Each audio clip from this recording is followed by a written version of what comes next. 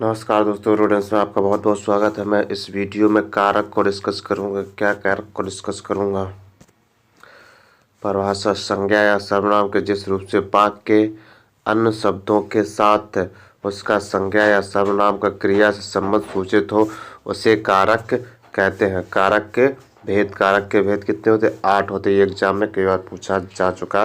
विभक्तियां: कारकों के बोध के लिए संज्ञा या सर्वनाम के आगे जो प्रत्यय चिन्ह लगाए जाते हैं उन्हें विभक्तियां कहते हैं। कुछ लोग इन्हें परसर्ग भी कहते हैं। विभक्तियों के प्रकार: हिंदी में 2 तरह की विभक्तियां होती हैं। एक नंबर फर्स्ट, विशिष्ट संज्ञा के साथ आने वाली विभक्तियां विशिष्ट होती हैं, जैसे राम ने वृक्ष पर लड़कों को लड़कियों के लिए। संश्लिष्ट सर्वनाम के साथ आने वाली विभक्तियां संश्लिष्ट अर्थात मिली होती है। उसका, तुमको, मेरी, यहाँ पर सब मिली हुई हैं। कारक और विभक्तियाँ: कर्ता ने कर्म को करण से के द्वारा, संप्रदान को के लिए, अपादान से अलगाव के अर्थ में। अपादान से कब जब अलग के अर्थ में होगा इसका यूज। संबंध: का, की, के, रा, री, रे।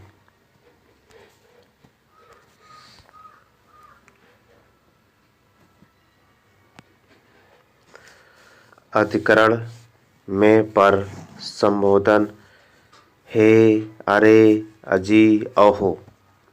एक बार दोबारा। कर्ता ने कर्म को करण से के द्वारा, संप्रदान को के लिए, अपादान से अलगाव के अर्थ में। संबंध: का, की, के, रा, री, रे। अधिकरण में पर, संबोधन: हे, अरे, अजी, अहो। करण और अपादान में अंतर क्या होता है? करण और अपादान में क्या अंतर होता है? करण ये है और अपादान ये। दोनों में से का यूज होता है। दोनों में डिफरेंस क्या होता है हम उसको देखते हैं। करण और अपादान दोनों कारकों में से चिन्ह का प्रयोग होता है, किंतु इन दोनों में मूलभूत अंतर करण क्रिया का साधन या उपकरण है। कर्ता कार्य संपन्न करने के लिए जिस उपकरण या साधन का प्रयोग करता है उसे करण कहते हैं। जैसे, मैं कलम से लिखता हूँ। मैं कलम से लिखता हूँ। यहाँ कलम लिखने का उपकरण है। कलम शब्द का प्रयोग करण कारक में हुआ है। अपादान में अलगाव का भाव निहित होता है। जैसे, पेड़ से पत्ता गिरा। अपादान कारक: पेड़ में है। क्या? पेड़ में है, पत्ते में नहीं। जिससे अलग हुआ है उसमें अपादान कारक होता है। पेड़ अपनी जगह स्थिर है, पत्ता अलग हो गया, अतः ध्रुव स्थिर वस्तु में अपादान होगा। स्थिर वस्तु में अपादान होगा। एक अनुदाहरण: वह गांव से चला आया। यहाँ गांव अपादान कारक है। गांव में अपादान कारक है। कर्ता कारक: वाक्य में जो शब्द काम करने वाले के अर्थ में आता है उसे कर्ता कारक कर्ता कहते हैं। कर्ता कारक क्या होता है? वाक्य में जो शब्द काम करने के या कर्ता कारक वाक्य में जो शब्द काम में करने वाले के अर्थ में आता है उसे कर्ता कहते हैं। इसकी विभक्ति ने है। कर्ता ने। अब जैसे, नौकर ने दरवाजा खोला, मोहन ने रोटी खाई।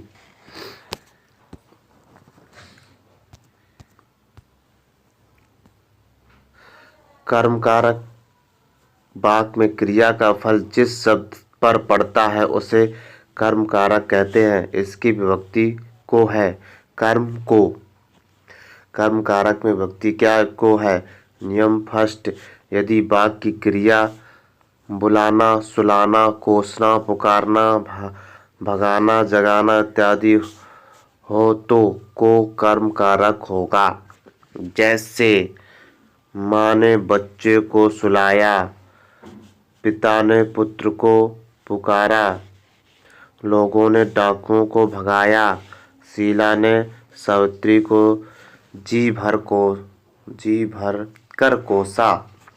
नियम दूसरा, मारना क्रिया का अर्थ जब पीटना या चोट पहुंचाना होता है तो कर्म के साथ को विभक्ति लगती है, किंतु यदि उसका अर्थ शिकार करना हो तो को विभक्ति नहीं। हरि ने बैल को मारा, शिकारी ने बाघ मारा, लोगों ने चोर को मारा, मछुआरे ने मछली मारी। करण कारक, करण का अर्थ है साधन। करण कारक संज्ञा के उस रूप को कहते हैं जिससे क्रिया के साधन का बोध होता है। जैसे सिपाही चोर को रस्सी से बांधा, अरविंद ने हाथ से फल तोड़ा, मैं कलम से चिट्ठी लिख रहा हूँ, साधुओं की संगति से बुद्धि सुधरती है, वह कुल्हाड़ी से वृक्ष काटता है, रोमा ने चाकू से फल काटा।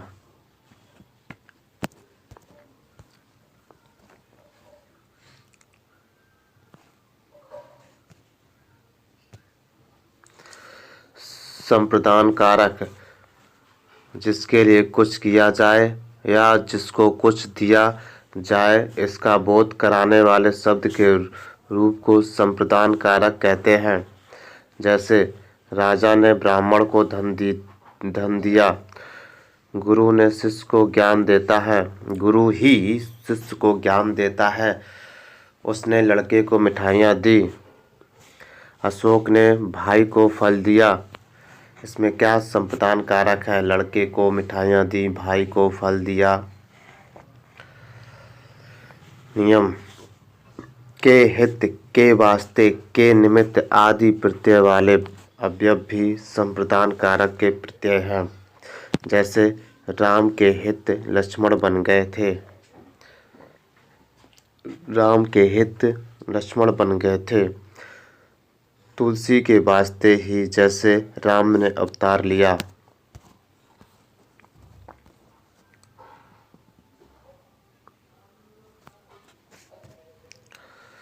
मेरे निमित्त ही ईश्वर की कोई कृपा नहीं। अपादान कारक, संज्ञा के जिस रूप से किसी वस्तु के अलग होने का भाव प्रकट होता है उसे अपादान कारक कहते हैं। जैसे गंगा हिमालय से निकलती है, पत्ते पेड़ से गिरते हैं, चूहा बिल से बाहर निकला, बिल्ली छत से कूद पड़ी, वह घर से बाहर आया, मेरे घर से आपका घर 5 किलोमीटर दूर है। नियम, तुलना, डर या भय के संदर्भ में भी अपादान कारक होता है। जैसे राम सीता से सुंदर है, मोहन कुत्ते से डरता है। राम सीता से तुलना हो रही है, किस मामले में? सुंदरता के मामले में। मोहन किससे डर रहा है? कुत्ते से डर रहा है, तो उसमें अपादान कारक है। संबंध कारक, का, की, के, रा, री, रे संज्ञा या सर्वनाम के जिस रूप से किसी अन्य शब्द के साथ संबंध या अलगाव प्रतीत हो उसे संबंध कारक कहते हैं। कारखाने का काम खत्म हुआ, यह राम की पुस्तक है, वह कार मेरी है।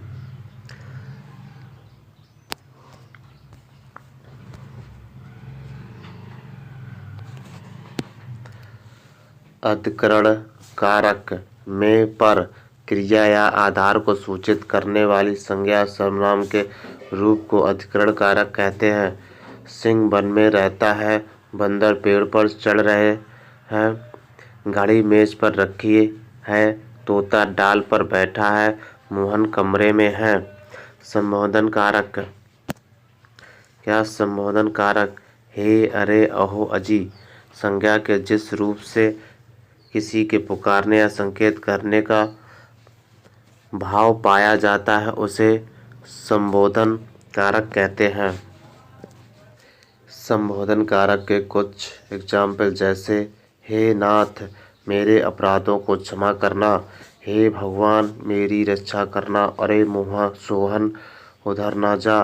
नोट विस्मयादि बोधक का चिन्ह है, ये विस्मयादि बोधक का चिन्ह है, ये विस्मयादि बोधक का चिन्ह है। यह संबोधन कारक में लगा रहता है। अशुद्ध वाक्य शुद्ध वाक्य। मुझे कहा गया था, मुझसे कहा गया था, क्या मुझसे कहा गया था। लड़का मिठाई को रोता है, लड़का मिठाई के लिए रोता है। इस किताब के अंदर बहुत कुछ है, इस किताब में बहुत कुछ है। मैंने आज पटना जाना है, मुझे आज पटना जाना, ये सही होगा। तेरे को मेरे से क्या लेना देना, तुझे मुझसे क्या लेना देना, तुझे मुझसे क्या लेना देना, ये शुद्ध वाक्य होगा।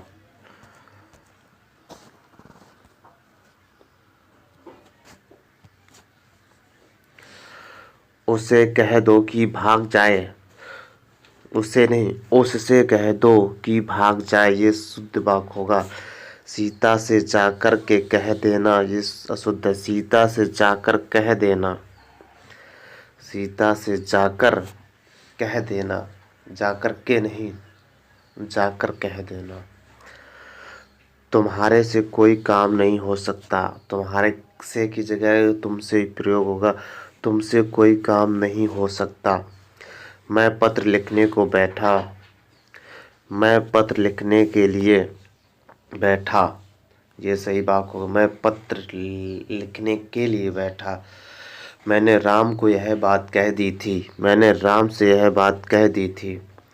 इन दोनों घरों में एक दीवार है, इन दोनों घरों के बीच एक दीवार है, इन दोनों घरों के बीच एक दीवार है। Thank you, have a nice day.